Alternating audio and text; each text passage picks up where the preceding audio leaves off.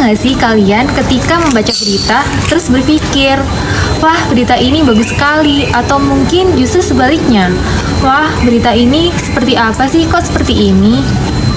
Jadi, teks berita adalah teks yang berisi laporan peristiwa atau kejadian nyata yang sedang atau telah terjadi. Disusun berdasarkan fakta dan disampaikan pada hal yang banyak melalui media massa ataupun digital. Nah, pada video kali ini kita akan mengulik tentang rahasia di balik teks berita. Gimana sih caranya meramu fakta menjadi narasi supaya pembaca dapat tertarik dan paham? Yuk kita simak video selanjutnya. Coba bayangkan jika kalian adalah seorang wartawan muda, kemudian kalian dikasih tugas penting. Contohnya seperti, coba tulis berita kebakaran di pasar rakyat pagi tadi. Kalian tidak bisa asal nulis dong. Berita itu harus lengkap, jelas, dan juga bernilai. Caranya, pertama-tama kita harus tahu terlebih dahulu apa saja unsur-unsur dalam teks berita. Caranya adalah ada 6 unsur utama dalam rumus adik simbol. Wah, apa tuh? Kebakaran hebat melanda pasar rakyat pagi ini. Api diduga berasal dari korsleting listrik di salah satu kios pakaian yang saat itu masih dalam keadaan tertutup. Peristiwa ini terjadi sekitar pukul 6.30 WIB di Pasar Rakyat, Jalan Merdeka, saat sebagian besar pedagang baru saja tiba untuk membuka dagangan mereka. Api dengan cepat menjalar ke kios-kios lain karena banyak bahan yang mudah terbakar seperti kain, plastik, dan kardus. Warga yang berada di sekitar lokasi bersama para pedagang berusaha memadamkan api sambil menunggu bantuan dari petugas pemadam kebakaran. Beberapa unit mobil damkar segera dikerahkan ke lokasi untuk mengendalikan api. Setelah hampir 1 jam, kobaran api berhasil dipadamkan. Namun, akibat kejadian ini, sebanyak 15 kios hangus terbakar dan kerugian ditaksir mencapai ratusan juta rupiah.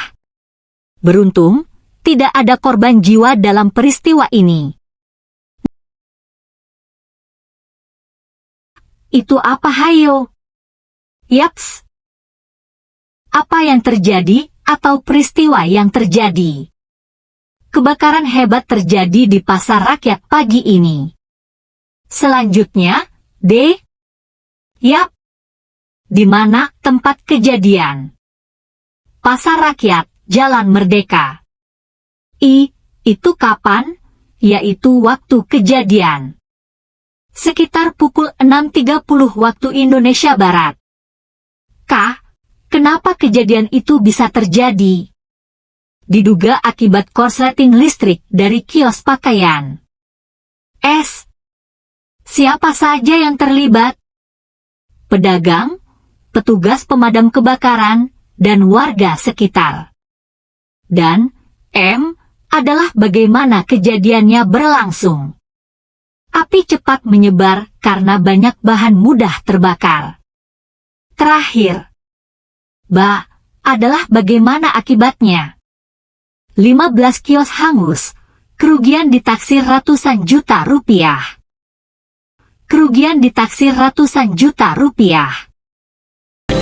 Nah, jika semua unsur-unsur teks berita tersebut sudah terkumpul, barulah kita bisa meramu fakta menjadi narasi. Karena kita tidak bisa hanya menumpuk-numpuk semua fakta saja. Semua harus disusun dengan jelas, rinci, dan runtut. Paling penting harus ditaruh di paragraf utama. Itu disebut lead atau teras berita. Kenapa sih? Ya karena pembaca nggak akan mau kalau baca semuanya. Kalau paragraf utama aja udah menarik, pasti mereka akan lanjut. Berikutnya adalah saya akan memberikan contoh kalimat salah dan juga kalimat benar dalam teks berita. Yang pertama adalah contoh kalimat yang salah. Pagi ini suasana pasar begitu terasa sepi. Tiba-tiba ada teriakan. Kalimat ini salah karena terkesan begitu lambat dan tidak langsung pada intinya. Selanjutnya adalah kalimat benar. Kalimat benar seperti kebakaran hebat melanda pasar rakyat pagi ini, diduga akibat korsleting listrik. Kalimat ini benar karena lebih terstruktur dan jelas kosakatanya. Membuat berita itu seperti meracik cerita. Faktanya nyata, bahasanya jelas, strukturnya padat, dan jangan lupa objektif, tidak mengarang-arang. Nah, kalian udah tahu kan gimana cara menyulap fakta menjadi narasi berita? Mulai dari adik simbah, kemudian membuat lead yang menarik, sampai menyusun paragraf yang runtut.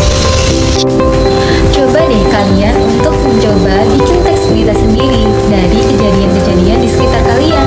Siapa tahu kalian akan bisa menjadi jurnalis di masa depan.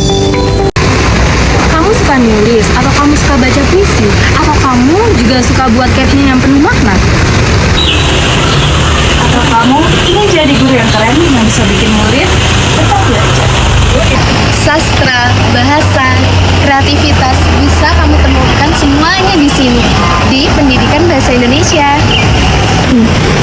Di Prodi Pendidikan Bahasa Indonesia, kita tidak hanya belajar soal teori, tapi di sini kita belajar bereksplorasi, mulai dari praktik mengajar, bahkan sampai menulis karya ilmiah dan fiksi. Pendidikan Bahasa Indonesia bukan hanya sekedar tempat kuliah saja, tapi juga bisa menjadi tempat kita untuk berstudium. Jadi penulis bisa, bahkan jadi dosen juga bisa. Kita juga bisa jadi peneliti, jurnalis, editor, bahkan juga MC. Semua bisa dimulai dari sini. Kami bangga jadi bagian dari Pendidikan Bahasa Indonesia. Yuk gabung sama kami. Karena bahasa adalah kekuatan. Bahasa membentuk pikiran, bahasa membentuk dunia. Dan Pendidikan Bahasa Indonesia adalah tempat kita mengubah masa depan.